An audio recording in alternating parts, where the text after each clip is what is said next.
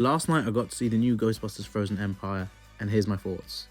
Of course, I won't say any spoilers because I know a lot of people still haven't seen the film, but I will give you my thoughts.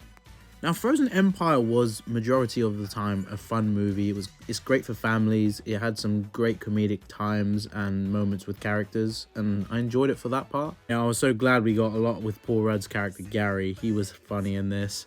This film has a really great sense of family spirit and comedic relief for audiences, and I think if you're going to go and see this with a family, or you're going to see this with a few people, it's the great film for that reason. It's also really straightforward. I don't think they were trying to make this film too complicated or over the top, although Ghostbusters kind of has that over the top nature and that cheesiness, but that's what made it great. And we do get a lot of the OGs involved in this, and I actually did like a lot of the stuff they did with that.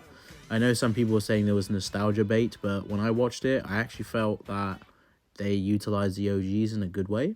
I would say more than others, but obviously not going to specific.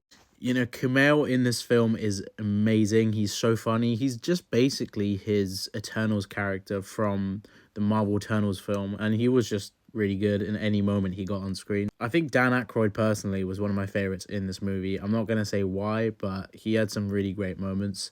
You guys will probably like that. I really liked McKenna's performance as Phoebe in this. You know, the isolation from herself and the group, in the sense that she felt quite lonely and left out with all the ghostbusting going on. It's great to see Ernie Hudson back, and of course Bill Murray. Ernie was in the end of Afterlife, I believe, in a post-credit scene. So it was really cool to see him back in the fold, and you know, he was great when he had these moments in this film. Really cool nods and Easter eggs to the OG films, and I love the fact that at the start of the movie we got to see the Ecto 1 right in action. I think it's pretty cool for the most part, but like, if you are going to see this film, just remember it's intended for a family audience. You know, I didn't expect the biggest and best film I'm ever going to see, but I still had such a blast with Ghostbusters Frozen Empire for what it was. So I would definitely say lower expectations for this film. I think that was pretty much what they were going for with this film. They just wanted something simple, fun for a family audience, some comedy in it. Is the villain weak? Yeah, in some ways. I feel like they should have done a little bit more with that.